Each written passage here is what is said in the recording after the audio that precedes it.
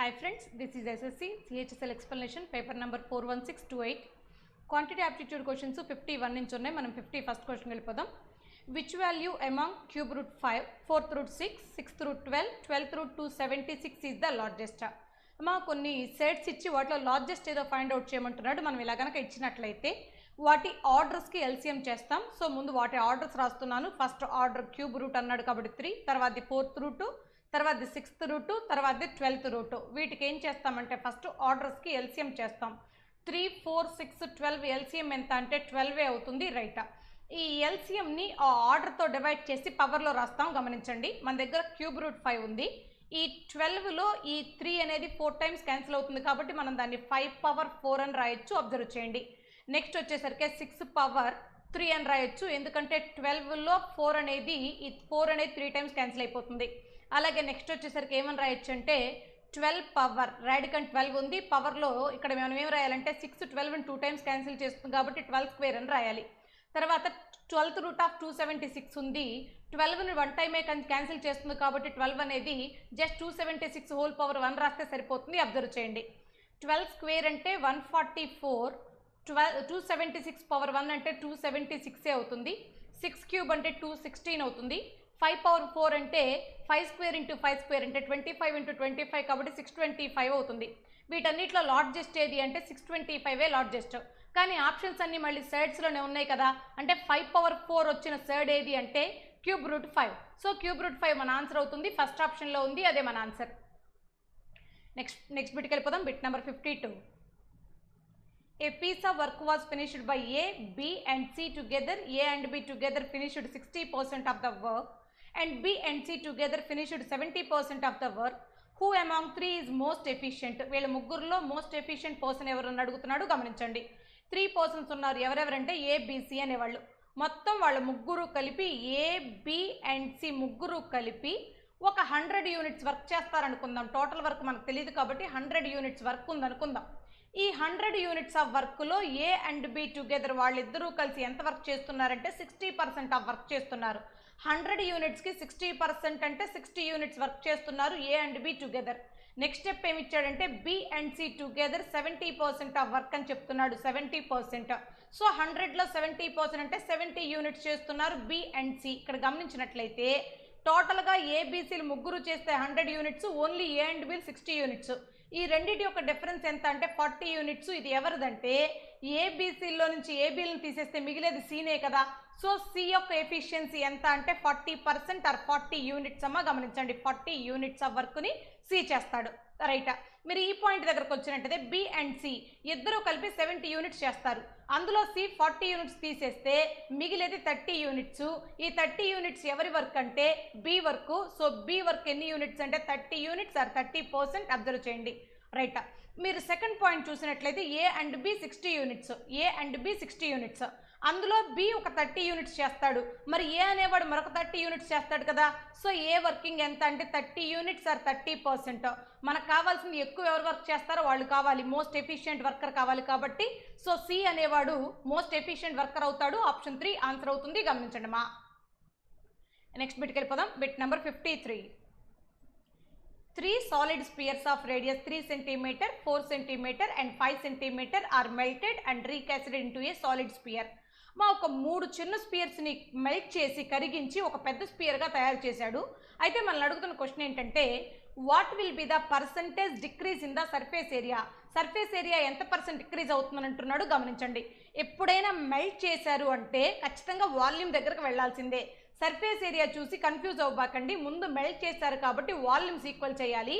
ఈ 3 small cubes యొక్క volume అనేది వాడు తయారు చేసిన బిగ్గర్ క్యూబ్ యొక్క, సారీ మా క్యూబ్ కాదు స్పియర్, బిగ్గర్ స్పియర్ యొక్క వాల్యూమ్కి ఈక్వల్ అవుతుంది. అబ్జర్వ్ చేయండి. రైట్, అసలు స్పియర్ యొక్క వాల్యూమ్ కనుక్కోవడానికి ఫార్ములా ఏంటంటే 4/3 పై ఆర్ క్యూబ్. మొదటి స్పియర్కి రేడియస్ 3 ఉంది కాబట్టి 4/3 పై ఆర్ క్యూబ్ ప్లేస్లో 3 క్యూబ్ రాస్తున్నా. ఇది మొదటి స్పియర్ యొక్క వాల్యూమ్. రెండో స్పియర్ యొక్క వాల్యూమ్ తీసుకుంటున్నా, అది కూడా 4/3 పై ఆర్ క్యూబే. అక్కడ రేడియస్ ఎంత ఉందంటే 4 ఉంది. సో 4 క్యూబ్ అని రాస్తున్నా. అలాగే మూడో స్పియర్ యొక్క వాల్యూమ్ తీసుకుంటున్నా, 4/3 పై ఆర్ క్యూబే, దాని రేడియస్ 5 ఉంది కాబట్టి 5 క్యూబ్ అని రాస్తున్నా. ఇదేంటంటే ఈ 3 స్పియర్స్ యొక్క వాల్యూమ్స్ సమ్. ఇది దేనికి ఈక్వల్ అవుతుందంటే వాడు దేన్నైతే తయారు చేశాడో బిగ్గర్ స్పియర్ దాని యొక్క వాల్యూమ్ అవుతుంది. ఆ స్పియర్ యొక్క కూడా రేడియస్ ఏంటంటే ఆ స్పియర్ యొక్క వాల్యూమ్ ఫార్ములా ఏంటంటే 4/3 పై ఆర్ క్యూబ్. అందులో మనకి రేడియస్ తెలియదు, బిగ్గర్ స్పియర్ అంటున్నాం కాబట్టి క్యాపిటల్ ఆర్ అనుకుందాం. సో 4/3 పై ఆర్ క్యూబ్ అవుతుంది. గమనించండి, మీరు ఇక్కడ గమనించినట్లయితే LHSలో 4/3 పై కామన్గా ఉంది. RHSలో ఉన్న 4/3 పైతో క్యాన్సిల్ అయిపోయింది. ఇక ఫైనల్గా మిగిలింది 3 క్యూబ్ 27, 4 క్యూబ్ 64, 5 క్యూబ్ 125.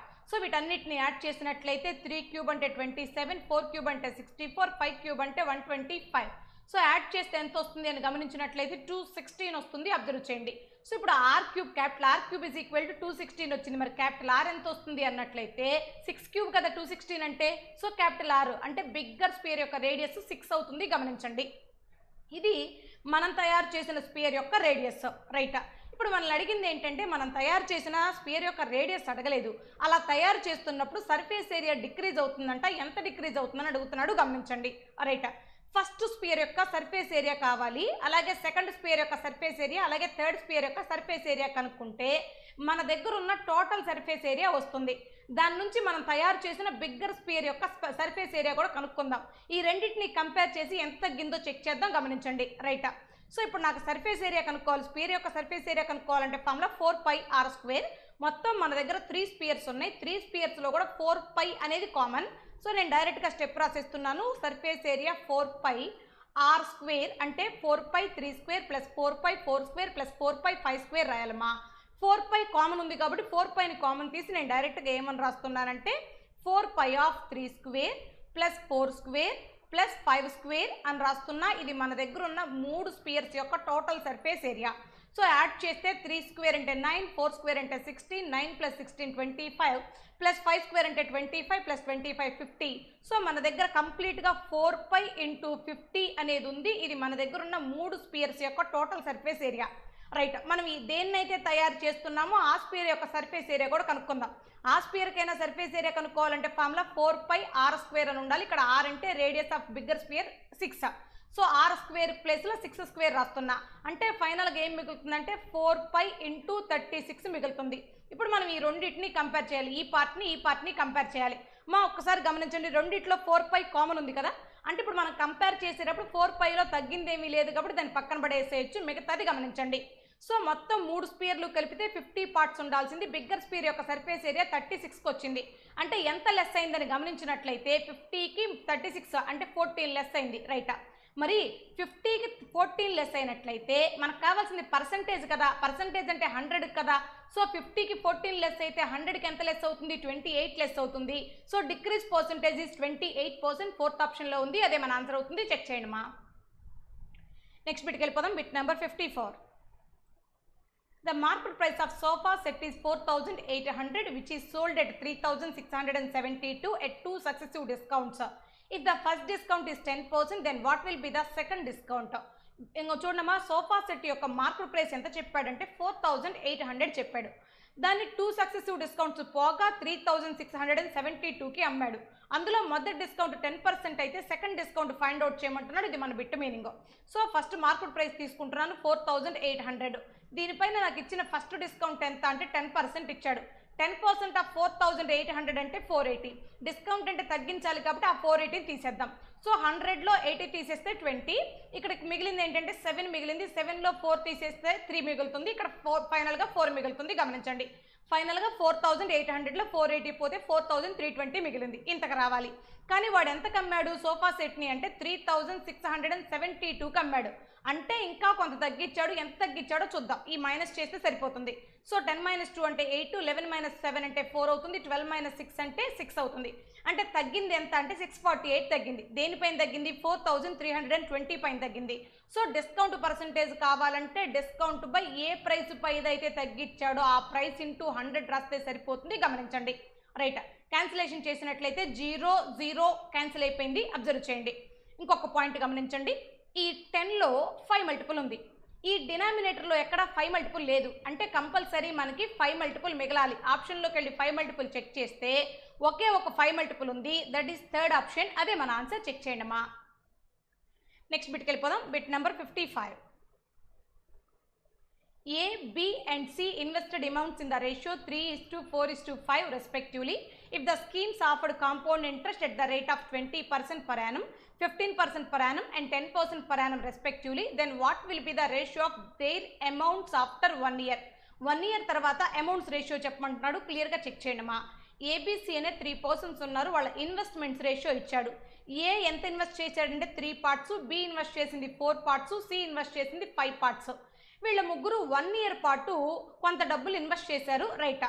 ఇక్కడ మనం అడుగుతున్న క్వశ్చన్ ఏంటంటే if the schemes offered compound interest at the rate of 20% per annum, 15% per annum and 10% per annum. Compound interest చొప్పున 20% చొప్పున ఏ అనేవాడు, 15% చొప్పున బి అనేవాడు, 10% చొప్పున సి అనేవాడు ఇన్వెస్ట్ చేశారు. Then what will be the ratio of their amounts after 1 year. 1 year తర్వాత వచ్చే అమౌంట్స్ చెప్పమంటున్నాడు. ఇక్కడ ఒక చిన్న పాయింట్ గమనించండి అమ్మా. సో 1 ఇయర్ గురించి అడిగాడు కాబట్టి అది సింపుల్ అయినా కాంపౌండ్ అయినా సేమ్గానే ఉంటుంది, అబ్జర్వ్ చేయండి. ఇదిగో చూడండి, పర్ యానం 20% చొప్పున 1 ఇయర్కి ఇంట్రెస్ట్ 20నే అవుతుంది. మరి మనకు కావాల్సింది అమౌంట్ కదా, అమౌంట్ అంటే ప్రిన్సిపల్కి ఇంట్రెస్ట్ని యాడ్ చేయాలి కదా. So principal is 100%, interest is 20%, total amount is 120%. దేనిపైన 120% వస్తుంది? ఏ ఎంత ఇన్వెస్ట్ అయితే చేశాడో దానిపైన 120% వస్తుంది. 3 పార్ట్స్కి 120% వస్తుంది 1 ఇయర్ తర్వాత, రైట్. బి అనేవాడు 15% చొప్పున ఉన్నాడు, 1 ఇయర్ తర్వాత 115% వస్తుంది, చెక్ చేసుకోండి. సి అనేవాడు 10% చొప్పున ఉన్నాడు, 1 ఇయర్ తర్వాత 110% వస్తుంది, చెక్ చేయండి, రైట్. ఈ మూడింటికి ఇప్పుడు రేషియో కడితే సరిపోతుంది, రైట్. ఒక్కసారి చెక్ చేసినట్లయితే ఈ ఫస్ట్ పార్ట్ రేషియోలో ఫస్ట్ పార్ట్ గమనించినట్లయితే ఇది 3 multiple, 120 also 3 multiple, 3 multiple into 3 multiple is 9 multiple. అంటే ఫస్ట్ పార్ట్లో 9 మల్టిపుల్ ఉంది. ఈ సెకండ్ పార్ట్లో చూడండి 3 మల్టిపుల్ కానీ 9 మల్టిపుల్ కానీ లేదు. థర్డ్ పార్ట్లో కూడా అంతే, 3 మల్టిపుల్ కానీ 9 మల్టిపుల్ కానీ లేదు, అంటే క్యాన్సిల్ అవ్వడానికి అవకాశం లేదు. సో ఫస్ట్ పార్ట్లో 9 మల్టిపుల్ ఉండాలి, అది గమనించండి, రైట్. ఆప్షన్స్లోకి వెళ్ళిపోదాం. ఫస్ట్ పార్ట్లో 9 మల్టిపుల్ లేదు, ఆన్సర్ కాదు. ఫస్ట్ పార్ట్లో 9 మల్టిపుల్ లేదు, ఆన్సర్ కాదు. ఫస్ట్ పార్ట్లో 9 మల్టిపుల్ ఉంది, ఆన్సర్ అవ్వడానికి ఛాన్స్ ఉంది, హోల్డ్లో పెట్టుకుందాం. ఇదిగో ఫోర్త్ ఆప్షన్లో ఫస్ట్ పార్ట్లో 9 మల్టిపుల్ లేదు కాబట్టి ఫోర్త్ ఆప్షన్ ఆన్సర్ కాదు, ఓన్లీ థర్డ్ ఆప్షన్ మన ఆన్సర్ అవుతుంది, చెక్ చేయండి మా. నెక్స్ట్ బిట్, ఇక్కడ కన్ఫ్యూజ్ చేయడానికి కాంపౌండ్ ఇంట్రెస్ట్ అన్నాడు కానీ కాంపౌండ్ అయినా సింపుల్ అయినా 1 ఇయర్కి సేమ్గానే ఉంటుంది, అబ్జర్వ్ చేయండి, రైట్. నెక్స్ట్ బిట్కి వెళ్ళిపోదాం. Bit number 56. The average of 120 members of society is 60.7 years. 120 members ఉన్నారు, వాళ్ళ యావరేజ్ ఇచ్చాడు 60.7 years.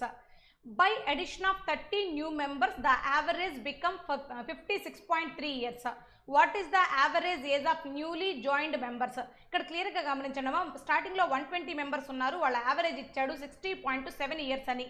తర్వాత అందులోకి 30 న్యూ మెంబర్స్ జాయిన్ అయ్యారు. వాళ్ళు జాయిన్ అయిన తర్వాత టీమ్ యావరేజ్ ఎంత అయిందంటే 56.3 ఇయర్స్ అయింది. ఆ న్యూలీ జాయిన్ అయిన వాళ్ళ యావరేజ్ ఫైండ్ అవుట్ చేయమంటున్నాడు, గమనించండి, రైట్. ఇక్కడ 2 పార్ట్స్ ఉన్నారు. స్టార్టింగ్లో ఓల్డ్ పర్సన్స్ 120 మెంబర్స్ ఉన్నారు, యాడ్ అయిన వాళ్ళు 30 మెంబర్స్ ఉన్నారు. 2 పార్ట్స్ ఉంటే ఎలిగేషన్ వేయొచ్చని ఆల్రెడీ మనం మాట్లాడుకున్నాం. సో ఇప్పుడు దీనికి ఏం చేద్దామంటే ఎలిగేషన్ వేద్దాం. ఎలిగేషన్ వేసేటప్పుడు 3 పదాలు రాయాలమ్మా, 3 కూడా ఒకే దానికి సంబంధించిన రాయాలి. అంటే ఫర్ ఎగ్జాంపుల్ నేను యావరేజ్ గురించి మాట్లాడితే 3 పదాలు యావరేజ్ గురించే మాట్లాడాలి, అబ్జర్వ్ చేయండి. మన దగ్గర టోటల్గా 30 మెంబర్స్ జాయిన్ అయిన తర్వాత టీమ్ టోటల్ యావరేజ్ 56.3 ఉంది కాబట్టి మిక్చర్లో రాసేసా. ఫస్ట్ 120 మెంబర్స్ యొక్క యావరేజ్ 60.7 ఉంది కాబట్టి ఫస్ట్ పార్ట్లో రాసేసా. సెకండ్ పార్ట్లో 30 పర్సన్స్ యొక్క యావరేజ్ మనకు తెలియదు, ఫైండ్ అవుట్ చేయాలి. క్రాస్గా సబ్ట్రాక్ట్ చేస్తాం. సబ్ట్రాక్ట్ చేసిన తర్వాత వచ్చేది ఏంటంటే రేషియో అవుతుంది. వెయిట్ రేషియో అంటే క్వాంటిటీ రేషియో అవుతుంది. క్వాంటిటీ రేషియో అంటే ఇక్కడ ఎంతమంది నెంబర్స్ ఉన్నారని మాట్లాడేది. స్టార్టింగ్లో 120 మెంబర్స్ ఉన్నారు, ఈ యాడ్ అయిన వాళ్ళు 30 మెంబర్స్, గమనించండి, రేషియో వేసేసా 120:30. క్యాన్సిల్ చేసినట్లయితే 30 4 టైమ్స్ క్యాన్సిల్ అయిపోతుంది, 30 1 టైం క్యాన్సిల్ అయిపోతుంది, అంటే మన దగ్గర ఉన్న రేషియో ఈజ్ 4:1. క్రాస్గా సబ్ట్రాక్ట్ చేస్తే 60.7 నుంచి 56.3ని సబ్ట్రాక్ట్ చేస్తే 4.4 మిగులుతుంది, అబ్జర్వ్ చేయండి, రైట్. ఇక్కడ 1 పార్ట్ 4.4 అయితే మరి 4 పార్ట్స్ ఎంత అవ్వాలి అంటే 4.4 అవ్వాలి. 4 4 16, 4.4 1.6. ఇప్పుడు మొత్తం మీద 16 + 1.6 17.6 అవుతుంది. 44 4 టైమ్స్ చేయడమేనమ్మా, 176 పాయింట్ పెడితే సరిపోతుంది, 17.6, రైట్. ఇప్పుడు ఒక విషయం గమనించండి, మిక్చర్ కంటే ఫస్ట్ వాల్యూ హయ్యర్గా ఉంది, అంటే ఈ వాల్యూ హయ్యర్గా ఉంది. ఇప్పుడు రెండో వాల్యూ కంపల్సరీ చీపర్ ఉండాలి, అంటే తక్కువగా ఉండాలి. తక్కువ ఉండాలంటే ఏం చేయాలి? మైనస్ చేయాలి. దేంట్లోంచి మైనస్ చేయాలి? టోటల్ మిక్చర్లో నుంచి 56.3లో నుంచి 17.6ని సబ్ట్రాక్ట్ చేసి సరిపోతుంది. సో 13 - 6 అంటే 7. మన ఆన్సర్ ఎండ్ విత్ 7. ఫోర్త్ ఆప్షన్లో ఉంది, అదే మన ఆన్సర్. ఒకవేళ మొత్తం సబ్ట్రాక్ట్ చేసినట్లయితే 13 - 6 అంటే 7, ఇక్కడ 15 - 7 అంటే 8, 3 - 1 అంటే 4 - 1 అంటే 3 అవుతుంది. ఫైనల్గా 38.7 అవుతుంది మన ఆన్సర్. నెక్స్ట్ బిట్లోకి వెళ్ళిపోదాం. Bit number 57. By selling 175 pineapples, the gain is equal to the selling price of 50 pineapples. What is the gain percentage? ఈ బిట్ గురించి చాలాసార్లు మాట్లాడున్నానమ్మా. మరలా ఇదే బిట్ ఎందుకు వస్తుంది అంటే ఇవన్నీ ప్రీవియస్ ఎగ్జామ్ పేపర్స్. కంపల్సరీ ఈ బిట్ ప్రతి పేపర్లో రిపీట్ అవుతా ఉంది, చెక్ చేసుకోండి.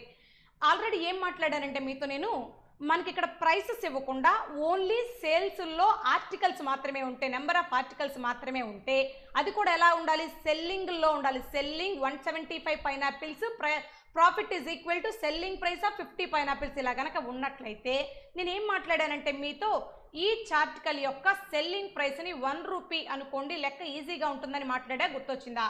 Right. Selling price of 1 article is 1 rupee. అలాగే 175 ఆర్టికల్స్ యొక్క సెల్లింగ్ ప్రైస్ ఎంత అవుతుందంటే 175 రూపీస్ అవుతుంది. గెయిన్ ఎంత వచ్చింది అంటే gain is equal to 50 pineapples అన్నాడు. సెల్లింగ్ ప్రైస్ ఆఫ్ 50 పైనాపిల్స్ అన్నాడుగా. 1 ఆర్టికల్ యొక్క ప్రైస్ 1 రూపీ అయినప్పుడు 50 ఆర్టికల్స్ యొక్క ప్రైస్ 50 రూపీస్ అవ్వాలి కదా. So gain is 50 rupee, selling price is 175 rupee.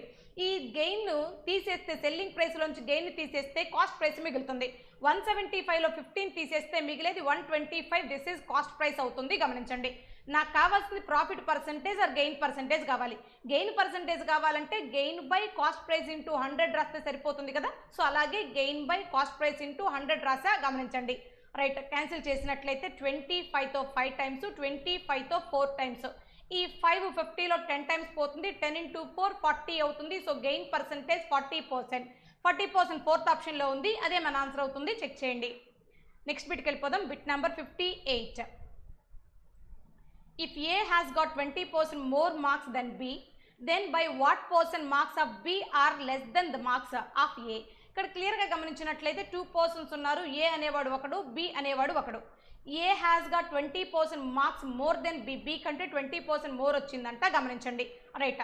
అసలు బి దగ్గర ఎంత ఉందో మనకు తెలిస్తే కదా వాడికి 20% మోర్ వేసేది. సో బి దగ్గర ఎంత ఉందంటే 100% ఉందనుకుందాం. వాడికంటే 20% మోర్ వచ్చింది కాబట్టి వీడికి 120% వచ్చిందని అర్థం. గమనించండి. రైట్. సో ఇప్పుడు మనం అడుగుతున్న క్వశ్చన్ ఏంటంటే, then by what percent marks of B are less than marks of A. A కంటే బి అనేవాడికి ఎంత పర్సెంట్ తక్కువ వచ్చిందని అడుగుతున్నాడు. సో 120 కంటే 100 అంటే 20 లెస్ అయింది. దేనిపైన? 120 పైన.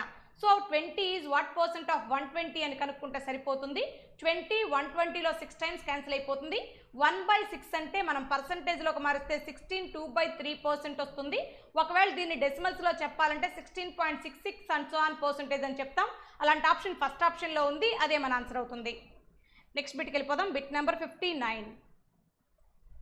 A train leaves Delhi at 10 AM and reaches Jaipur at 4 PM on same day. Another train leaves Jaipur at 12 PM and reaches Delhi at 5 PM on same day. What is the time of day approximately when the two trains will meet? మంచి bit, important bit, ఒక్కసారి వినండమ్మా. 2 trains ఉన్నాయి. మొదటి train ఏం చేసిందంటే ఢిల్లీ నుంచి జైపూర్కి బయలుదేరింది. ఢిల్లీ నుంచి జైపూర్కి ఇలా బయలుదేరింది. ఢిల్లీలో ఎన్నింటికి బయలుదేరిందంటే 10 AMకి బయలుదేరింది. ఎన్నింటికి రీచ్ అయిందంటే జైపూర్ని 4 PMకి రీచ్ అయింది. అంటే మొత్తం మీద ఎన్ని అవర్స్ జర్నీ చేసిందో కనుక్కుందాం. 10 AM నుంచి 12 వరకు చూస్తే 2 అవర్స్, అక్కడి నుంచి ఒక 4 అంటే 6 అవర్స్. అంటే మొత్తం మీద మొదటి ట్రైన్ 6 అవర్స్ ట్రావెల్ చేసింది ఢిల్లీ టు జైపూర్. రెండో ట్రైన్కి వచ్చేద్దాం. ఎనదర్ ట్రైన్ లీవ్స్ జైపూర్ నుంచి బయలుదేరింది ఎన్నింటికంటే 12 PMకి. సో 12 PM నుంచి ఎన్నింటి వరకు జర్నీ చేసిందంటే 5 PM వరకు, అదే రోజున 5 PM వరకు జర్నీ చేసింది, ఢిల్లీని చేరిపోయింది. సో మొత్తం మీద ఎన్ని అవర్స్ కౌంట్ చేస్తే 5 అవర్స్ పడుతుంది. 12 to 5 అంటే 5 అవర్స్ పడుతుంది సెకండ్ ట్రైన్కి. రైట్. ఇప్పుడు మనం ఫైండ్ అవుట్ చేయమంటుంది ఏంటంటే when the 2 trains will meet. జనరల్గా దీనికి రేషియో వేసి మాట్లాడుతూ ఉంటారు. మా బిట్ ఒక్కొక్కసారి మార్చినప్పుడు ఆ రేషియోకి ఆన్సర్ రాదు. మనం జనరల్గా అంతకుముందు బిట్లో ఏం చేసేవాళ్ళం అంటే వాడు పర్టికులర్గా ఆ టైమింగ్స్ ఇచ్చేవాడు కాబట్టి 56 minutes అని ఆన్సర్ గుర్తుపెట్టుకునేవాళ్ళు చాలామంది. ప్రతిదానికి ఆ రేషియో అనేది వర్కౌట్ అవ్వదు. ఒక్కసారి జాగ్రత్తగా ఈ ప్రాసెస్ చూస్తే మనకు అర్థమైపోతుంది. రైట్. అంటే మొదటి ట్రైన్ మొత్తం మీద తన జర్నీకి 6 గంటలు తీసుకుంది. రెండో ట్రైన్ తన జర్నీకి 5 గంటలు తీసుకుంది. ఇప్పుడు మనం ఏమనుకుందామంటే 6 and 5 అవర్స్ ఉన్నాయి కాబట్టి వాటి యొక్క LCM 30 అనుకుందాం. 6, 5 యొక్క LCM 30 లేదా 6 × 5 ప్రొడక్ట్ 30. సో టోటల్ డిస్టెన్స్ ఎంత ఉందనుకుందామంటే ఢిల్లీ నుంచి జైపూర్కి 30 కిలోమీటర్ ఉందనుకుందాం. మనం ఎక్స్ అనుకోవచ్చు, డి అనుకోవచ్చు, 30 కాకుండా మరొక నెంబర్ 120 అనుకోవచ్చు, మన ఇష్టం. కానీ 6,5తో పోయే చిన్న నెంబర్ అయితే క్యాలిక్యులేషన్కి ఈజీగా ఉంటుంది అందుకోసం. So Delhi to Jaipur distance ఎంత అంటే 30 కిలోమీటర్ అనుకుందాం, రైటా. ఇక్కడ ఒక పాయింట్ గమనించండి, మొదటి ట్రైన్ ఢిల్లీ నుంచి 10 AM బయలుదేరింది, రెండో ట్రైన్ 12 PM జైపూర్ నుంచి బయలుదేరింది. అంటే ఇద్దరికి మధ్య ఎన్ని అవర్స్ గ్యాప్ ఉందంటే 2 అవర్స్ గ్యాప్ ఉంది. ఒక పాయింట్ గమనించండి, ఈ 2 అవర్స్లో మొదటి ట్రైను ఎంతో కొంత తన జర్నీని చేసేసి ఉంటుంది, రైట్, అవునమ్మా. ఇప్పుడు గమనించండి, మొదటి ట్రైను టోటల్గా 6 అవర్స్కి 30 కిలోమీటర్ వెళ్ళాలి. ఈ 2 అవర్స్లో ఎన్ని కిలోమీటర్లు ట్రావెల్ చేసిందో చెక్ చేద్దాం. ఎన్ని కిలోమీటర్లు ట్రావెల్ చేస్తుంది? 10 కిలోమీటర్ ట్రావెల్ చేస్తుంది. అంటే ఇక్కడ నుంచి ఇక్కడ ఒక 10 కిలోమీటర్ ఉంది అనుకుందాం. సో మొదటి ట్రైన్ 10 కిలోమీటర్ ట్రావెల్ చేసింది. ఇక రిమైనింగ్ ఎన్ని కిలోమీటర్లు ఉందంటే 20 కిలోమీటర్ ఉంది. అబ్జర్వ్ చేయండి, రైటా. ఇప్పుడు మనకు కావాల్సింది వాళ్ళిద్దరూ మీట్ అయ్యే టైం కావాలి. టైం అంటే డిస్టెన్స్ బై స్పీడ్ రాయాలి. అబ్జర్వ్ చేయండి, ఏ డిస్టెన్స్ రాయాలంటే వాళ్ళిద్దరి మధ్య ఉన్న డిస్టెన్స్ రాయాలమ్మా. వాళ్ళిద్దరూ బయలుదేరిన తర్వాత ఉన్న డిస్టెన్స్ ఓన్లీ 20 కిలోమీటరే. ఈ ఒక్క పాయింట్ అబ్జర్వ్ చేస్తే సరిపోతుంది. బై స్పీడ్ రాయాలి. స్పీడ్ ఆఫ్ ఫస్ట్ ట్రైన్ అంటే టోటల్ డిస్టెన్స్ ఏమో 30 కిలోమీటర్ అనుకున్నాం. టైం ఎన్ని అవర్స్ పడుతుందంటే 6 అవర్స్ పడుతుంది. సో డిస్టెన్స్ బై టైం 30/6 రాస్తే 5 వస్తుంది. ఈ 5 ఏంటంటే speed of first train. Second ట్రైన్కి వచ్చేద్దాం. Total distance 30 kilometre, time 5 hours. So 30/5 అంటే స్పీడ్ ఆఫ్ సెకండ్ ట్రైన్ వస్తుంది 6. ఇప్పుడు ఫైనల్గా మిగిలింది ఏంటంటే 20/5 + 6 అంటే 11 అయింది. గమనించండి, సో క్యాల్కులేషన్ చేసినట్లయితే 20/11, ఈ 11 ఎన్నిసార్లు క్యాన్సిల్ చేస్తుందంటే 20ని 1 టైం క్యాన్సిల్ చేస్తుంది. ఇక మిగిలింది ఏంటంటే 9 మిగిలింది. ఇక్కడ గమనించండి, మళ్ళీ 11 పోతే ఇంకా 9 మిగిలింది 20లో. ఇప్పుడు నేను దాన్ని ఏమని రాయొచ్చు అంటే 19/11 అని మాట్లాడవచ్చు. నేను మినిట్స్లో కావాలమ్మా నాకు. సో ఈ 1 అవర్ని పక్కన పడేసి 9/11ని మినిట్స్లోకి మారుస్తున్నా. సో మినిట్స్లోకి మార్చాలంటే ఇంటూ 60 రాయాలి. గమనించండి, అప్రాక్స్గా మాట్లాడుతున్నాను. 11తో 5 టైమ్స్ క్యాన్సిల్ అయిపోతుంది అప్రాక్స్గా. సో 9 × 5 ఎంత అంటే 45. సో మిగిలింది ఎంత అంటే 1 అవర్ 45 మినిట్స్ పడుతుంది వాళ్ళు కలవటానికి, అంతేగా అప్రాక్సిమేషన్. ఎప్పుడు 1 అవర్ 45 మినిట్స్ పడుతుంది అంటే రెండో ట్రైన్ బయలుదేరాక 1 అవర్ 45 మినిట్స్కి వాళ్ళిద్దరూ మీట్ అవుతారు. రెండో ట్రైన్ ఎప్పుడు బయలుదేరింది అంటే 12 PM బయలుదేరింది. అంటే ఇక్కడ మీరు గమనించాల్సిన విషయం ఏంటి అంటే, సో 12 PM నుంచి 1 అవర్ 45 మినిట్స్ కౌంట్ చేయండి. సో 12కి 1 అవర్ 45 మినిట్స్ని యాడ్ చేసినట్లయితే మనకి ఫైనల్గా మిగిలేది 1:45 అవుతుంది. అంటే 1 o'clock 1:45 PM మీట్ అవుతారు. ఆప్షన్స్లోకి వెళ్ళి చెక్ చేస్తే 1:45 రేంజ్లో ఇదొక ఆప్షన్ ఉంది, ఇదొక ఆప్షన్ ఉంది. ఇక్కడ గమనించండి, ఈ 60లో 5 టైమ్స్ కాదు, మోర్ దెన్ 5 టైమ్స్ పోవాలి. అంటే ఖచ్చితంగా మన ఆన్సర్ 45 మినిట్స్ కంటే మోర్ ఉండాలి. సో ఆప్షన్లోకి వెళ్ళి చెక్ చేస్తే 42 మినిట్స్ అంటే 45 మినిట్స్ కంటే తక్కువ ఉంది కాబట్టి 4th ఆప్షనే మన ఆన్సర్ అవుతుంది. చెక్ చేయండి. ఇంపార్టెంట్ క్వశ్చన్, దీంట్లో ఎన్ని రకాలుగా మార్చి అడిగినా కానీ ఈ ప్రాసెస్ తెలిస్తే చేయొచ్చు. జాగ్రత్తగా చెక్ చేసుకోండి. కావాలంటే మరొకసారి చూడండి. సో టోటల్గా ఫస్ట్ ట్రైన్ 6 అవర్స్ ట్రావెల్ చేసింది, సెకండ్ ట్రైన్ 5 అవర్స్ ట్రావెల్ చేసింది.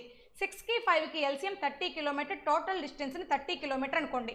కానీ మొదటి ట్రైన్ బయలుదేరిన 2 గంటల తర్వాత రెండో ట్రైన్ బయలుదేరింది కాబట్టి ఆ 2 అవర్స్లో ఫస్ట్ ట్రైన్ ఎంతైతే ట్రావెల్ చేసిందో ఆ డిస్టెన్స్ను తీసేస్తే రిమైనింగ్ డిస్టెన్స్ వాళ్ళిద్దరి మధ్య ఉన్న డిస్టెన్స్ అవుతుంది. సో ఇక్కడ గమనించండి, 1 అవర్కి మొత్తమే 6 అవర్స్కి 30 కిలోమీటర్ అయితే ఫస్ట్ ట్రైన్కి 2 అవర్స్కి 10 కిలోమీటర్ ట్రావెల్ చేస్తుంది. టోటల్గా 30లో 10 పోగా ఇంకా రిమైనింగ్ 20 కిలోమీటర్ ఉంటుంది. ఈ 20 కిలోమీటర్ని ఇద్దరు ట్రావెల్ చేయాలి. సో డిస్టెన్స్ బై వాళ్ళిద్దరి స్పీడ్స్ రాస్తే సరిపోతుంది, టైం వస్తుంది. గమనించండి. నెక్స్ట్ బిట్కి వెళ్ళిపోదాం. Bit number 60. The difference between the compound interest compounding half yearly for 1 year and the simple interest for 1 year on a certain sum of money lent out at 8% per annum is 64. What is the sum in rupees? ఇక్కడ క్లియర్గా గమనించినట్లయితే 8% per annum చొప్పున 1 ఇయర్కి అయ్యే simple ఇంట్రెస్ట్కి 1 ఇయర్కి అయ్యే compound ఇంట్రెస్ట్కి difference 64 ఇచ్చాడు. కానీ ఇక్కడ కాంపౌండ్ ఇంట్రెస్ట్ని ఎలా క్యాలిక్యులేట్ చేస్తున్నాడంటే హాఫ్ ఇయర్లీకి ఒకసారి క్యాలిక్యులేట్ చేస్తున్నాడు. అబ్జర్వ్ చేయండి. మనల్ని ఏం ఫైండ్ అవుట్ చేయమంటున్నాడంటే సమ్ ఫైండ్ అవుట్ చేయమంటున్నాడు. రైట్, స్టెప్ ఒక్కసారి గమనించినట్లయితే సింపుల్ ఇంట్రెస్ట్ 1 ఇయర్కి ఎంత అవుతుందంటే 1 ఇయర్కి 8% అవుతుంది కాబట్టి సింపుల్ ఇంట్రెస్ట్ 1 ఇయర్కి 8% అవుతుంది. ఇప్పుడు నేను కాంపౌండ్ ఇంట్రెస్ట్ 1 ఇయర్కి మాట్లాడుతున్నా. కాంపౌండ్ ఇంట్రెస్ట్ 1 ఇయర్కి ఏ లెక్క ప్రకారం మాట్లాడాలంటే హాఫ్ ఇయర్లీ బేస్ మాట్లాడాలి. సో 1 ఇయర్లో ఎన్ని హాఫ్ ఇయర్స్ ఉంటాయి? 2 హాఫ్ ఇయర్స్ ఉంటాయి. అంటే 2 సార్లు ఇంట్రెస్ట్ కట్టాలి. గమనించండి, కానీ ఇంట్రెస్ట్ కట్టేటప్పుడు మన దగ్గర రేట్ ఆఫ్ ఇంట్రెస్ట్ 8% అనేది పర్ యానంకి ఇస్తాడు, గమనించండి. దాన్ని హాఫ్ యానంలోకి మార్చాలి అంటే 4% పర్ హాఫ్ యానం అవుతుంది. 2 సార్లు ఫైండ్ అవుట్ చేయాలి కాబట్టి మన దగ్గర ఉన్న ఫార్ములా r ఇంటూ r/100 అనే ఫార్ములా ఉంది. ఆ ఫార్ములా ప్రకారం వేసినట్లయితే 4 into 4/100 this is equal to 8.16 అవుతుంది. అబ్జర్వ్ చేయండి. అంటే compound interest for 1 year is 8.16, simple interest for 1 year is 8%, difference is 0.16. ఆ డిఫరెన్స్ ఎంత అని ఇచ్చాడంటే బిట్లో 64 అని ఇచ్చాడు. ఈ 64 ఏమవుతుందంటే 0.16% అవుతుంది. మనల్ని ఫైండ్ అవుట్ చేయమంది సమ్ కాబట్టి 100% కనుక్కుంటాం. రైటా, డినామినేట్లో 2 డెసిమల్స్ ఉన్నాయి, అవి పోవటానికి ఆపోజిట్లో అంటే న్యూమరేటర్లో 2 జీరోస్ పెట్టుకుంటాం. క్లియర్గా అబ్జర్వ్ చేయండి. ఈ 64లో 16 4 టైమ్స్ క్యాన్సిల్ అయిపోతుంది. 4 ఇంటూ 10,000 40,000 అవుతుంది. 40,000 ఫస్ట్ ఆప్షన్లో ఉంది, అదే మన ఆన్సర్ అవుతుంది. నెక్స్ట్ బిట్కి వెళ్ళిపోదాం. Bit number 61. If x minus 2 and x plus 3 are the factors of the quotient x square plus k1x plus k2 equal to 0, then what are the values of k1 and k2? ఒక్కసారి bit observe చేసినట్లయితే ఇవి రెండు factors అంటున్నాడు. అంటే అర్థం ఏంటంటే x minus 2 factor అయినప్పుడు x is equal to plus 2 అవుతుంది. x plus 3 ఫ్యాక్టర్ అయినప్పుడు x is equal to minus 3 అవుతుంది. అంటే వాడిచ్చిన ఈ క్వాడ్రాటిక్ ఈక్వేషన్లో x బదులు 2 పెట్టినప్పుడు వచ్చే రిజల్ట్ ఈక్వల్ టు 0 అవ్వాలి. అంటే x ప్లేస్లో 0 పెడితే ఒక ఈక్వేషన్ వస్తుంది. x ప్లేస్లో 2 పెడితే ఒక ఈక్వేషన్ వస్తుంది. అలాగే x ప్లేస్లో -3 పెడితే మరొక ఈక్వేషన్ వస్తుంది. ఈ రెండు ఈక్వేషన్స్ని సాల్వ్ చేస్తే k1, k2లు వస్తాయి. కానీ దానికి టైం పడుతుంది కాబట్టి ఆప్షన్ వెరిఫికేషన్ బెటర్ వే. ఇంకొకసారి x minus 2 factor x plus 3 factor అంటే x is equal to plus 2, x is equal to -3 substitute చేస్తే రెండు లీనియర్ ఈక్వేషన్స్ వస్తాయి. ఆ రెండు లీనియర్ ఈక్వేషన్స్ని సాల్వ్ చేస్తే మనకు కావాల్సిన ఆన్సర్ వస్తుంది. కానీ దానికి టైం పడుతుంది కాబట్టి ఆప్షన్ వెరిఫికేషన్ బెటర్ మెథడ్ అమ్మా. ఫస్ట్ ఆప్షన్లోకి వస్తే k1 బదులు 6, k2 బదులు -1 ఉంది. సో ఈ ఈక్వేషన్లో సబ్స్టిట్యూట్ చేస్తున్నా x² అలాగే ఉంచా x² ప్లస్ ఒక పని చేద్దామమ్మా. x² అలాగే ఉంచకుండా మన దగ్గర x minus 2 అనేది ఒక ఫ్యాక్టర్ ఉంది కదా. x minus 2 ఒక ఫ్యాక్టర్ అంటే x is equal to 2. ఇది ఒక x వాల్యూ తీసుకుందాం. ఫస్ట్ ఆప్షన్లో k1ని k2ని తీసుకుందాం. ఈ మూడు వాల్యూస్ తీసుకెళ్ళి క్వాడ్రాటిక్ ఈక్వేషన్లో పెడదాం. ఈ 0కి ఈక్వల్ అయితే అదే మన ఆన్సర్ అవుతుంది, లేకపోతే కాదు. సో x² అంటే మన లెక్క ప్రకారం 2² 4 ప్లస్ k1 అంటే ఫస్ట్ ఆప్షన్ ప్రకారం 6, x అంటే 2 ప్లస్ k2 అంటే ఫస్ట్ ఆప్షన్ ప్రకారం -1 ఈక్వల్ టు 0 అని ఉండాలి. గమనించండి అమ్మా. 6 ఇంటూ 2 12, 12 ప్లస్ 4 16, 16 -1 అనేది 0 అయితే అవ్వదు, ఫస్ట్ ఆప్షన్ ఆన్సర్ కాదు. సో సెకండ్ ఆప్షన్కి వెళ్ళండి. సెకండ్ ఆప్షన్లో k1 ఉంది, k2 ఉంది, x ఉంది మన దగ్గర. సబ్స్టిట్యూట్ చేద్దాం. x² అంటే 4, k1 అంటే 1 ఇంటూ x అంటే 2, k2 అంటే -6 ఈక్వల్ టు 0 అవ్వాలి. సో 1 ఇంటూ 2 2, 2 ప్లస్ 4 6 అవుతుంది, ప్లస్ 6 అవుతుంది, ప్లస్ 6 -6 క్యాన్సిల్ అయిపోయి 0. సో సెకండ్ ఆప్షనే మన ఆన్సర్ అవుతుంది. ఇలా చెక్ చేస్తే సరిపోతుంది. నెక్స్ట్ బిట్కి వెళ్ళిపోదాం. Bit number 62. If x minus y is equal to 7, then what is the value of x minus 15 minus y minus of y minus 8 whole cube is equal to?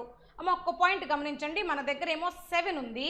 ఈ 7 ఏమని రాయాలంటే ఒక పాయింట్ 15 minus 8 అని రాయాలి. ఎందుకు రాయాలి మేడం 7ని 15 minus 8 ఎందుకు రాయాలంటే మన దగ్గర ఉన్న కాన్స్టెంట్ వాల్యూస్ 15 minus 8 కాబట్టి 15 minus 8 అని రాసా. రేపొద్దున 5 plus 2 ఉంటే 7ని 5 plus 2 అనే రాయాలంటే క్వశ్చన్లో ఏ కాన్స్టెంట్స్ ఉన్నాయో అలా స్ప్రెడ్ చేయాల్సి ఉంటుంది. రైటా, ఇప్పుడు ఏం చేద్దామంటే ఈ కాన్స్టెంట్స్ 15 minus 8 నాటి తీసుకెళ్ళిపోదాం. సో తీసుకెళ్ళి నేను స్టెప్ ఎలా రాస్తున్నానంటే x minus 15 plus 15 ఇటు వెళ్ళిపోతే -15. సో x దగ్గర ఒక పేరుగా రాస్తున్నా x minus 15. ఆ xకి yకి మధ్యలో మైనస్ ఉంది. రైటా, ఇప్పుడు మైనస్ ఆఫ్ y, ఆ -8 ఇటు వస్తే +8 అయిపోతుంది కదా. ఇక్కడ ఒక్కసారి గమనించండి అమ్మా. +8 నేను ఎలా రాస్తున్నానంటే -8గా రాస్తున్నా. మొత్తం మీద అటు వచ్చేసి ఈక్వల్ టు 0 అయిపోయింది. సో ఫైనల్గా మన దగ్గర x minus 15 minus of y minus 8 is equal to 0. మళ్ళీ ఒకసారి దీన్ని సాల్వ్ చేసుకుంటే మళ్ళీ 7 అయిపోతుంది. ఇబ్బంది ఏం లేదు, చెక్ చేసుకోండి. రైటా, ఒక్కసారి మనం ఒక పాయింట్ ఏంటంటే a minus b is equal to 0 అయినట్లయితే a³ minus b³ కూడా 0నే అవుతుంది. పాయింట్ గమనించండి అమ్మా. ఇది ఏ అనుకుందాం, ఈ పార్ట్ బి అనుకుందాం. a minus b 0. వాడు అడిగింది ఏంటంటే a³ minus b³ గురించి అడిగాడు. దాని వాల్యూ కూడా 0నే అవుతుంది. So first option answer. Next బిట్కి వెళ్ళిపోదాం. Bit number 63. if x minus y minus root 18 is equal to minus 1 and x plus y minus 3 root 2 is equal to 1, then what is the value of 12xy into x square minus y square? మనం ఇక్కడ ఒక క్లియర్గా గమనించండి. Route 18 ఏమని మాట్లాడొచ్చు అంటే 9 into 2 అని మాట్లాడొచ్చు. ఆ 9 కనుక బయటకు వచ్చేస్తే స్క్వేర్ రూట్ బయటకు వచ్చేస్తే 3 రూట్ 2 అవుతుంది. రైటా? ఒక్కసారి నేను ఫస్ట్ ఈక్వేషన్ ఎలా రాస్తున్నానంటే x minus y is equal to minus 1 minus 3 root 2 ఇటు వచ్చేస్తే ప్లస్ 3 రూట్ 2 అవుతుంది. అలాగే నోట్ చేసా.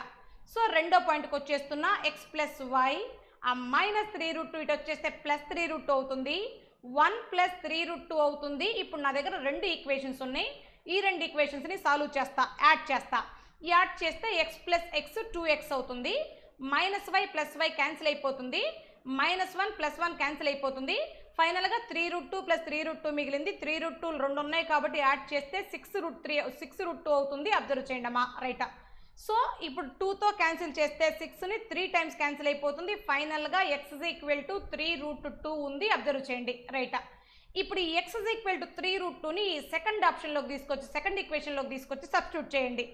ఎక్స్ అంటే మన లెక్క ప్రకారం 3 రూట్ 2 ప్లస్ Y is equal to 1 plus 3 root 2 అనేది second equation. So both sides 3 root 2 common ఉంది, క్యాన్సిల్ అయిపోయింది. అంటే ఫైనల్గా వై ఈజ్ ఈక్వల్ టు 1 మిగిలింది, X is equal to 3 root 2 మిగిలింది. ఇప్పుడు వాడు అడిగిన ఈ వాల్యూలోకి తీసుకెళ్ళి సబ్స్టిట్యూట్ చేద్దాం. వాడు అడిగిన క్వశ్చన్లోకి తీసుకెళ్ళి సబ్స్టిట్యూట్ చేద్దాం. 12 ఇంటూ ఎక్స్ అంటే 3 రూట్ 2 వై అంటే 1 ఇంటూ ఎనీథింగ్ ఎక్కర్లా సంథింగ్ అయిపోతుంది. రైట్? ఇంటూ ఎక్స్ స్క్వేర్ అంటే 3 రూట్ 2ని స్క్వేర్ చేయాలి. 3 రూట్ 2ని స్క్వేర్ చేస్తే 3 స్క్వేర్ 9 రూట్ 2 స్క్వేర్ 2 9 ఇంటూ 2 18 అవుతుంది. మైనస్ వై స్క్వేర్ ఎంత అంటే 1 స్క్వేర్ 1 అవుతుంది. అబ్జర్వ్ చేయండి. 18 మైనస్ 1 అంటే 17 3 ఎంత అంటే 51 ఇంటూ 12 రూట్ 2 మిగిలింది నా దగ్గర. అబ్జర్వ్ చేయండి. రైట్? ఇప్పుడు నాకు 51 12s కావాలి. 51 12s ఏం చేద్దామంటే 12 50s ప్లస్ 12 1s చేద్దాం. 12 50s అంటే 600. సో 12 1 టైం అంటే 12. సో 612 రూట్ 2 అవుతుంది మన ఆన్సర్. 612 రూట్ 2 ఎక్కడ ఉందంటే ఫోర్త్ ఆప్షన్లో ఉంది. అదే మన ఆన్సర్ అవుతుంది. జాగ్రత్తగా చెక్ చేసుకోండి. రెండు ఈక్వేషన్స్ ఉన్నాయి, సాల్వ్ చేస్తే సరిపోతుంది. నెక్స్ట్ బిట్కి వెళ్ళిపోదాం. బిట్ నెంబర్ లేదు మేడం మేము ఈ ఈక్వేషన్లోకి తీసుకెళ్ళి ఈ X plus Y into X minus Y రూపంలోకి విడగొట్టచ్చు. ఎక్స్ ప్లస్ వై అంటేనే మా దగ్గర -1 ప్లస్ రూట్ 18 ఉంది. ఎక్స్ ప్లస్ వై అంటే 1 ప్లస్ రూట్ 3 రూట్ 2 ఉంది.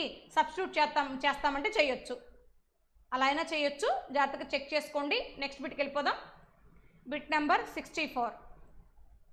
If P by Q is equal to R by S is equal to T by S U is equal to root 5. మనం root 5ని root 5/1 అని మాట్లాడదాం. Then what is the value of 3p² plus 4r² plus 5t² by 3q² plus 4s² plus 5u². ఇక్కడ మీరు ఒక point గమనించినట్లయితే న్యూమరేటర్లో ఉన్న p, న్యూమరేటర్లో ఉన్న r, న్యూమరేటర్లో ఉన్న t అన్నీ ఈక్వల్ అవుతాయి. వాటి వాల్యూ ఎంత అవుతుందంటే రూట్ 5 అవుతుంది. అలాగే డినామినేటర్లో ఉన్న q, అలాగే డినామినేటర్లో ఉన్న s, ఇక్కడ డినామినేటర్లో ఉన్న u అన్నీ ఈక్వల్ అవుతాయి. వాటి వాల్యూ 1 అవుతుంది. అబ్జర్వ్ చేయండి వాడిచ్చిన ఫ్రాక్షన్ ప్రకారం. రైట్? ఇప్పుడు ఈ వాల్యూస్ అన్ని తీసుకెళ్ళి సబ్స్టిట్యూట్ చేద్దాం. అమ్మ మీరు కనుక్కోవాల్సిన క్వశ్చన్లో న్యూమరేటర్లో ఏముందంటే 3p² plus 4r² plus 5t² ఉంది. వాటన్నిటి వాల్యూ ఒకటే కదా. అంటే ఇప్పుడు p² అంటే రూట్ 5² 5, r² అంటే రూట్ 5² 5, t² అంటే రూట్ 5² 5. అంటే అన్నిట్లో 5 కామన్ అయితే ఉంది. సో కామన్ తీస్తే మిగిలింది ఏంటంటే 3 ప్లస్ 4 ప్లస్ 5 మిగిలింది. న్యూమరేటర్లో అదే రాసా. డినామినేటర్కి వచ్చినట్లయితే ఇక్కడ కూడా అంతే. q అన్న s అన్న u అన్న only 1ఏ. So q² 1, s² 1, u² 1. అంటే ఇప్పుడు 3 ఇంటూ 1 3, 4 ఇంటూ 1 4, 5 ఇంటూ 1 5. ఇక్కడ గమనించినట్లయితే ఫైనల్గా మిగిలింది ఏంటంటే 3 ప్లస్ 4 ప్లస్ 5 మిగిలింది. న్యూమరేటర్లో ఉన్నది డినామినేటర్లో కామన్గా ఉన్న వాల్యూని క్యాన్సిల్ చేస్తే ఫైనల్గా 5 మిగిలింది. 5 సెకండ్ ఆప్షన్లో ఉంది. అదే మన ఆన్సర్ అవుతుంది. నెక్స్ట్ బిట్కి వెళ్ళిపోదాం. Bit number 65. In triangle ABC, a line is drawn from the vertex A to point D. On BC, if BC 9 cm and DC 3 cm, then what is the ratio of the areas of triangle ABD and triangle ADC respectively? ఇక్కడ క్లియర్గా గమనించినట్లయితే ఒక triangle ఇచ్చాడు. దానికి name ఏం పెట్టమంటున్నాడు అంటే ABC అని పెట్టమంటున్నాడు. మనం కూడా అవే మాటలు మాట్లాడదాం. ఇలా ఒక ట్రయాంగిల్ తీసుకున్నాను. దానికి ABC అనే పాయింట్ పేరు పెడుతున్నాను. ఇది A అనుకుందాం, ఇది B అనుకుందాం, ఇది C అనుకుందాం. తర్వాత ఏమంటున్నాడంటే a line is drawn from the vertex A to point D on BC. ఈ వర్టెక్స్ ఏ నుంచి బీసీ పైనకి ఒక లైన్ డ్రా చేయమంటున్నాడు. అది ఏ లైన్ అంటే ఏడి అనే లైన్ అంట. సో ఏడి అనే లైన్ డ్రా చేశా. బీసీ టోటల్ లెంత్ ఎంత ఇచ్చాడంటే 9 సెంటీమీటర్ అని ఇచ్చాడు. అందులో డీసీ ఎంత ఇచ్చాడంటే 3 సెంటీమీటర్ అని ఇచ్చాడు. ఈ రిమైనింగ్ బీడీ ఎంత అవుతుందంటే 6 సెంటీమీటర్ అవుతుంది. టోటల్ 9 కదా, అందులో 3 పోతే ఇంకా 6 ఉంటుంది. Then what is the ratio of areas of ABD అంటే ఈ ఫస్ట్ పార్ట్ ఏరియాకి రెండో పార్ట్ ఏరియాకి రేషియో అడుగుతున్నాడు. రైట్, ఇప్పుడు ఏ ట్రయాంగిల్కైనా ఏరియా కావాలంటే half into base into height కావాలి కదా. రైట్, నేను అదే రాస్తున్నా.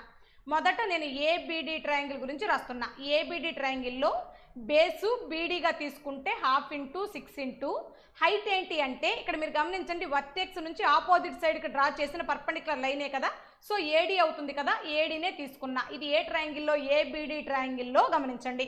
రైట్, అలాగే మీరు ఇక్కడ ఒక పాయింట్ గమనించండి, మనం అడిగింది ఏంటి, రెండింటి యొక్క రేషియో కదా. ఇప్పుడు నేను ఏ ట్రయాంగిల్ తీసుకుంటున్నానంటే ఏడీసీ ట్రయాంగిల్ యొక్క ఏరియా తీసుకుంటున్నా, రేషియోలో వేస్తున్నా. దీనికి కూడా formula half into base into హైటే. బేస్ ఎంత అంటే బేస్ డీసీ కాబట్టి 3, హైట్ ఎంత అంటే ఏడీనే అవుతుంది, ఎందుకంటే రెండు ట్రయాంగిల్స్కి కామన్ సైడ్ ఏడీ. రైట్, ఇప్పుడు రేషియోలో గమనించండి, 1/2 1/2 క్యాన్సిల్ అయిపోయింది, ఏడీ క్యాన్సిల్ అయిపోయింది. 6:3 అంటే 2:1 అవుతుంది. సో శుభ్రంగా ప్రాసెస్ ప్రకారం చేస్తే 2:1 ఆన్సర్ వస్తుంది. కానీ ఇంత చేయకుండా మీరు గమనించాల్సిన విషయం ఏంటంటమ్మా, డయాగ్రామ్ చూడగానే బేస్ పార్ట్స్ 6 ఉంది మొదటి దానికి, రెండో దానికి బేస్ పార్ట్స్ 3 ఉంది.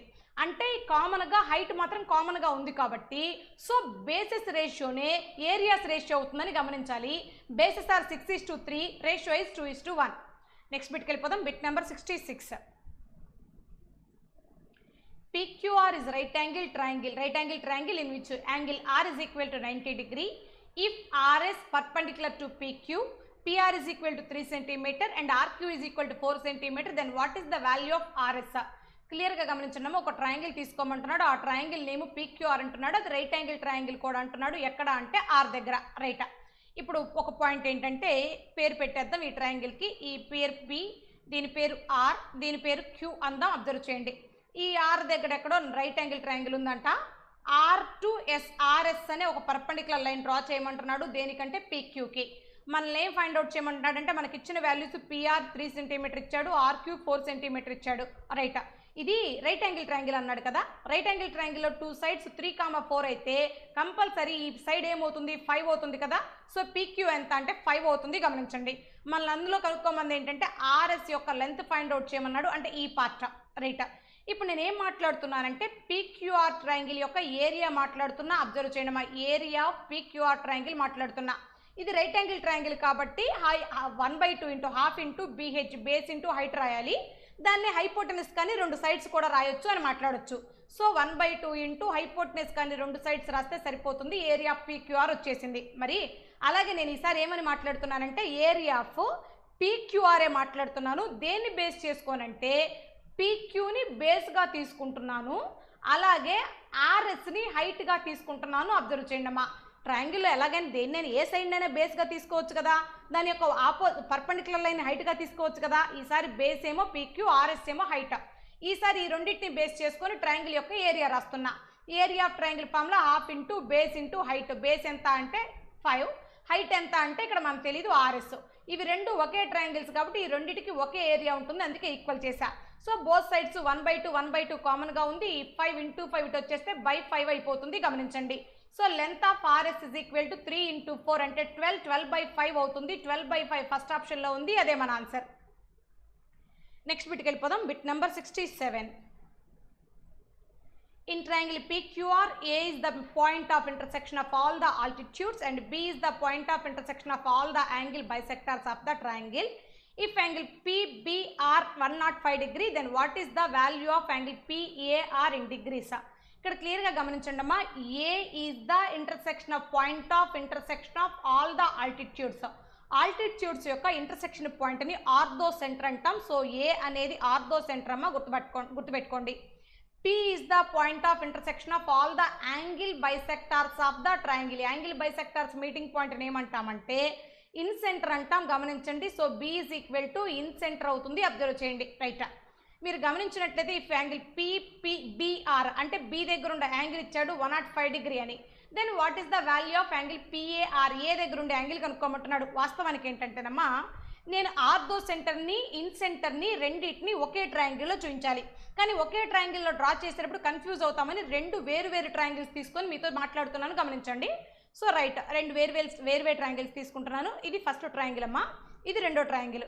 ఈ ఫస్ట్ ట్రయాంగిల్ పేరు PQRA, రెండో ట్రయాంగిల్ పేరు PQRA. నేను రెండుటిలో ఒకే దాని గురించి మాట్లాడాలి, కన్ఫ్యూజ్ అవుతామని ఇలా వేరువేరుగా మాట్లాడుతున్నాను, అబ్జర్వ్ చేయండి. రైట్, మొదటి ట్రయాంగిల్లో PQR, ఇది P అనుకుందాం.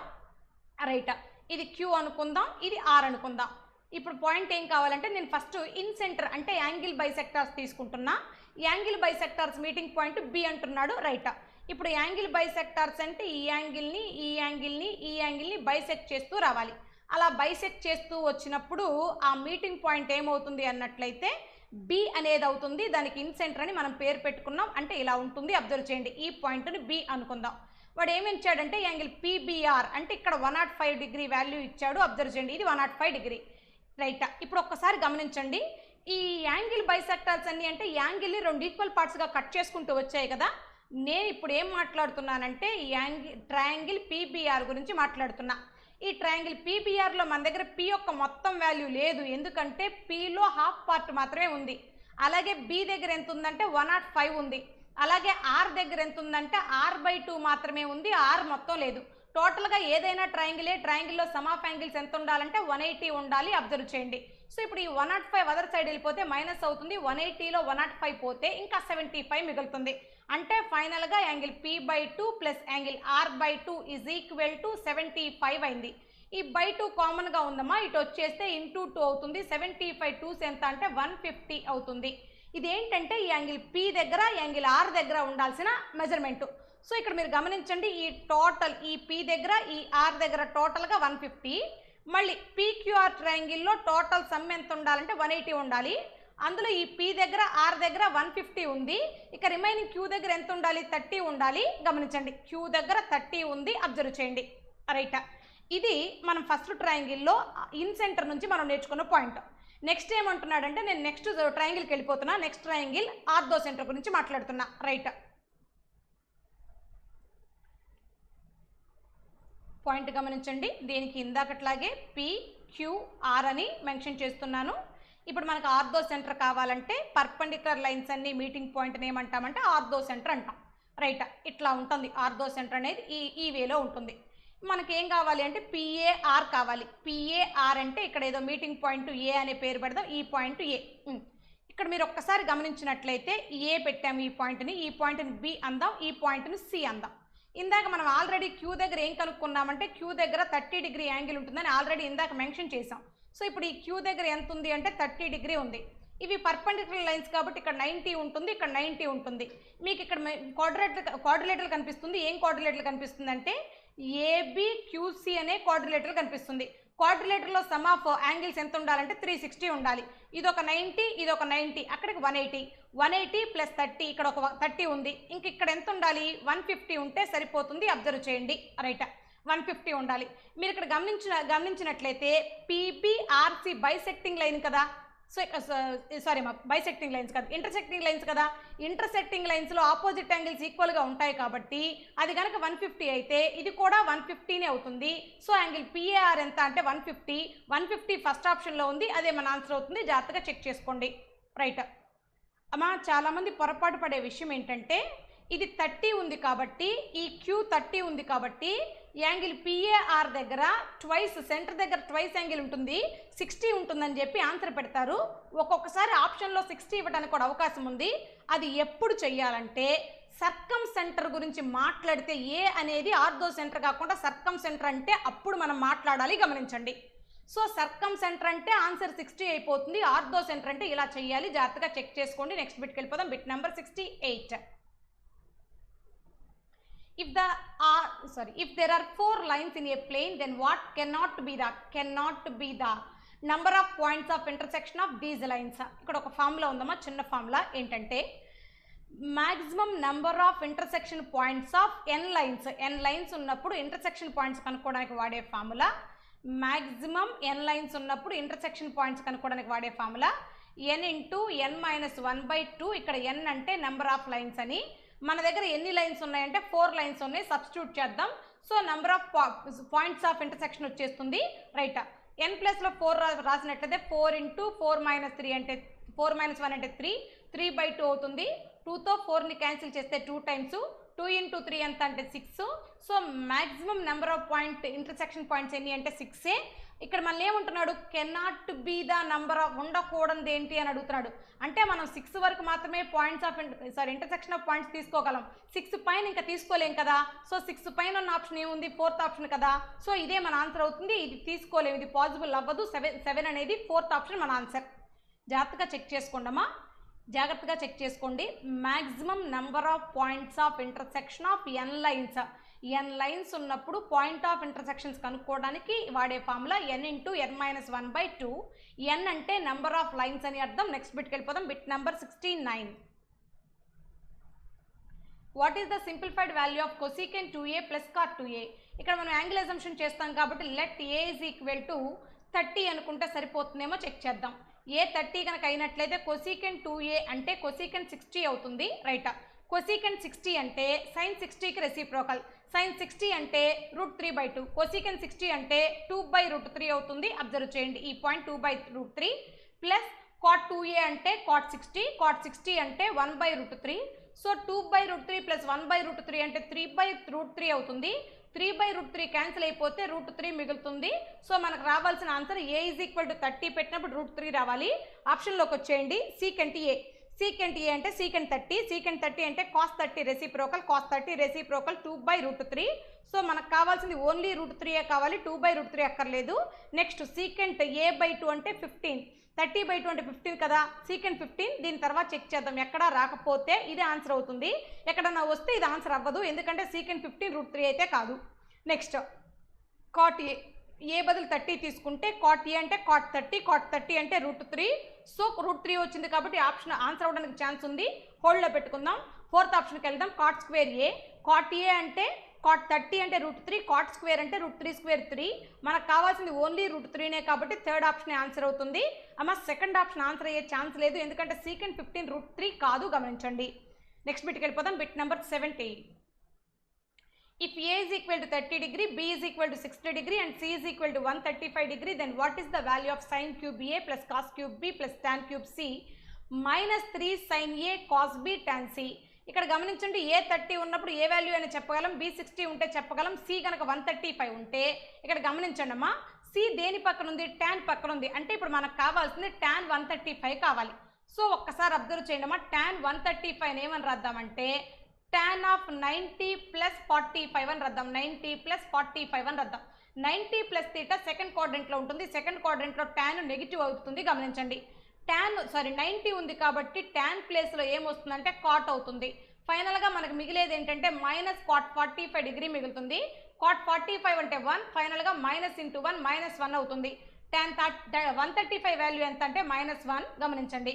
సో క్వశ్చన్లోకి వెళ్ళిపోదాం. a 30, b 60, c 135. sin cube a, sin 30ని క్యూబ్ చేయాలి. sin 30 1/2 క్యూబ్ చేస్తే 1/8 అవుతుంది. అబ్జర్వ్ చేయండి అమ్మా, 1/8 plus next cos cube b, b అంటే 60, cos 60 అంటే 1/2, 1/2ని క్యూబ్ చేస్తే 1/8 అవుతుంది. Plus tan cube c, tan c అంటే tan 135, tan 135 అంటే -1, -1ని క్యూబ్ చేస్తే -1 అవుతుంది. Minus 3 into sin a, sin a అంటే sin 30 1/2, cos b cos 60 1/2, tan c అంటే tan 135 -1. సో క్యాన్సిలేషన్ చేసినట్లయితే ఇక్కడ చూడండి 1/8 యాడ్ చేస్తే 2/8 అంటే 1/4 ఉంటుంది.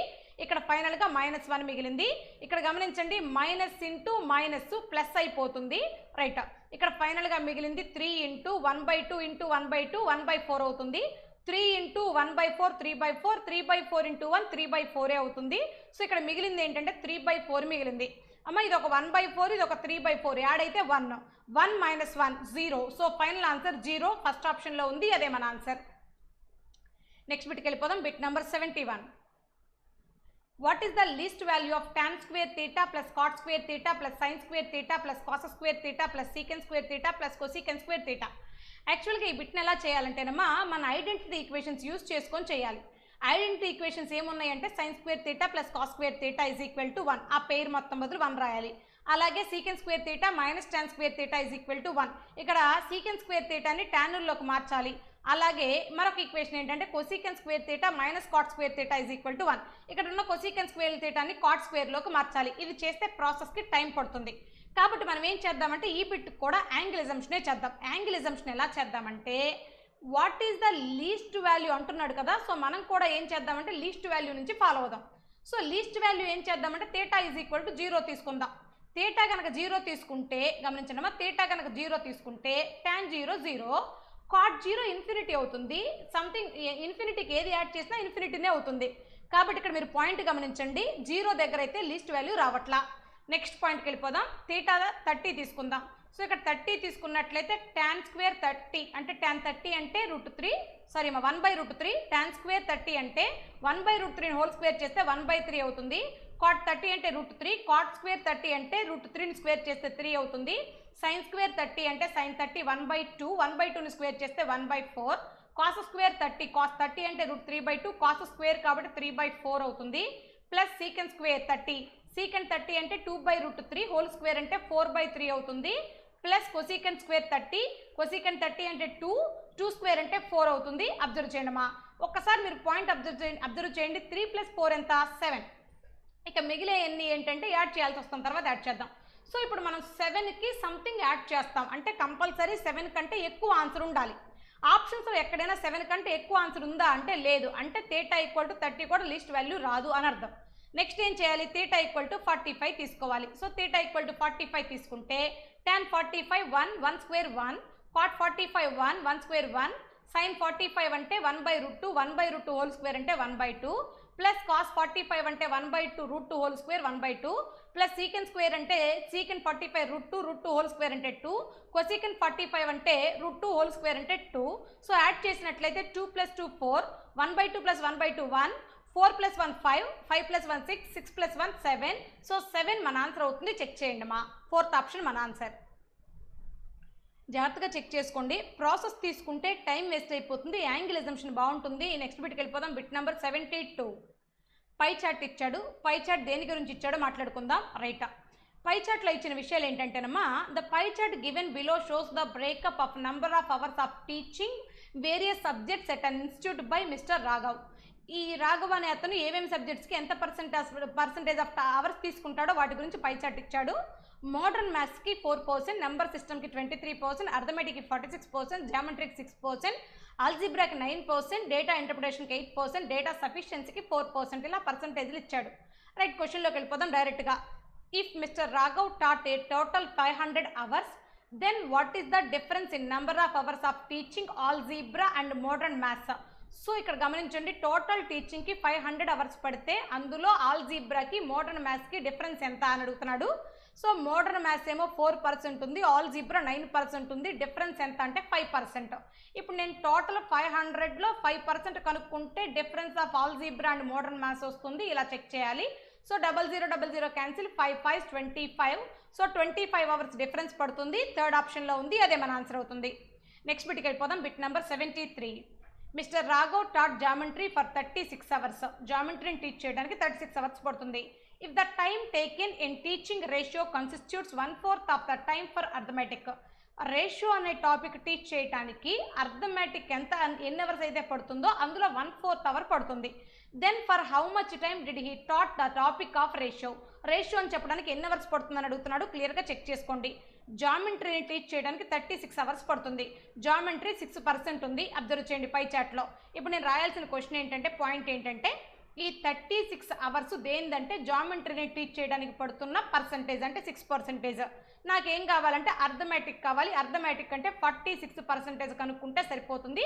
స్టెప్ జాగ్రత్తగా చూసుకోండి. 36 is 6%, then 46% is what value అని కనుక్కుంటే సరిపోతుంది. ఇదేంటంటే అర్థమెటిక్ని టీచ్ చేస్తున్న వర్కింగ్ అవర్స్ వచ్చేస్తాయి. నాకు కావాల్సిన అర్థమెటిక్ మొత్తం కాదు, అందులో రేషియో టాపిక్ కావాలి. సో ఇందులో రేషియో టాపిక్కి ఎంత టైం పడుతుందంటే 1/4 టైం పడుతుంది. అందుకే 1/4 రాసా. ఇది క్యాల్కులేషన్ చేసినట్లయితే మనకు ఆన్సర్ వస్తుంది. చెక్ చేయండి. ఈ 36ని 6 టైమ్స్ క్యాన్సిల్ అయిపోతుంది. ఇక్కడ ఒక పాయింట్ గమనిస్తే 4లో మొత్తం 2 రోలు ఉన్నాయి. ఒక 2 ఇక్కడ 3 టైమ్స్ క్యాన్సిల్ చేస్తుంది, ఒక 2 ఇక్కడ 23 టైమ్స్ క్యాన్సిల్ చేస్తుంది. 23 3 టైమ్స్ అంటే 69 అవుతుంది. సో రేషియో టాపిక్ని టీచ్ చేయడానికి 69 అవర్స్ పడుతుంది. థర్డ్ ఆప్షన్ ఆన్సర్ అమ్మా. నెక్స్ట్ బిట్కి వెళ్ళిపోదాం. Bit number 74. If data interpretation and modern maths were taught for a combined time of 96 hours. Data ఇంటర్ప్రిటేషన్కి మోడర్న్ మ్యాథ్స్ రెండింటికి కలిపి 96 అవర్స్ అంటున్నాడు. డేటా ఇంటర్ప్రిటేషన్ 8% ఉంది, మోడర్న్ మ్యాథ్స్ 4% ఉంది, టోటల్గా 12%. సో 96 అనేది 12% అయితే అదే గమ్మ వాడు చెప్పింది. Then for how much time were number system and geometry taught.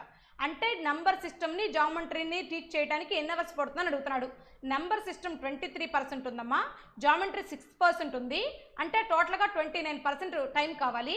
So 96 12% అయితే 29% ఈజ్ వాట్ అని కనుక్కుంటే మనం అడిగిన క్వశ్చన్కి ఆన్సర్ వస్తుంది. చెక్ చేయండి. రైట్ అమ్మా, ఈ 12 ఖచ్చితంగా ఎన్నిసార్లు క్యాన్సిల్ అవుతుందంటే 96లో 8 టైమ్స్ క్యాన్సిల్ అయిపోతుంది.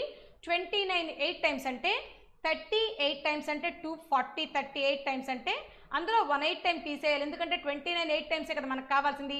240లో ఒక 8 టైం తీసేస్తే 232 అవుతుంది. సో మన ఆన్సర్ 232 అవర్స్ 4th ఆప్షన్లో ఉంది, అదే మన ఆన్సర్. లేదు అనుకుంటే యూనిట్స్ వెరిఫికేషన్ చేసుకున్నా సరిపోతుంది. నెక్స్ట్ బిట్కి వెళ్దాం. Bit number 75. A new topic named problem solving was also introduced and it was decided that 10% time of all topics except arithmetic will be devoted to it. What will be the central angle in degrees made by problem solving in new pie chart? మా ఇక్కడ question meaning ఏంటంటే ఈ టాపిక్స్తో పాటు number system, arithmetic ఇలాంటి టాపిక్స్తో పాటు problem solving అనే ఒక టాపిక్ను కూడా ఇంట్రడ్యూస్ చేశారు. దానికి ఎంత టైం కావాలంటే అర్థమెటిక్ తప్ప మిగతా వాటికి ఎంత టైం అయితే పడుతుందో అందులో 10% టైం దీనికి పడుతుంది. సో ప్రాబ్లమ్ సాల్వింగ్ కూడా డెవలప్ చేసిన తర్వాత న్యూ పై చార్ట్లో దాని యొక్క సెంట్రల్ యాంగిల్ అడుగుతున్నాడు. ఇది మనల్ని అడుగుతున్న క్వశ్చన్. సో ఇప్పుడు నాకు అసలు ప్రాబ్లమ్ సాల్వింగ్ పట్టే టైం ఎంతో చెక్ చేస్తున్నా. అర్థమెటిక్ ఏమో 46% కావాలి, రిమైనింగ్ వాటికి ఎంత కావాలంటే టోటల్ పై చార్ట్ 100%. 100%లో అర్థమెటిక్ 46 పోగా రిమైనింగ్ 54% కావాలి. ఈ మొత్తం రిమైనింగ్ 54లో 10% ప్రాబ్లమ్ సాల్వింగ్కి కావాలి. 54లో 10% అంటే 5.4. సో ఇప్పుడు మనకు కావాల్సింది ఏంటంటే ప్రాబ్లమ్ సాల్వింగ్కి 5.4% టైం చాలు.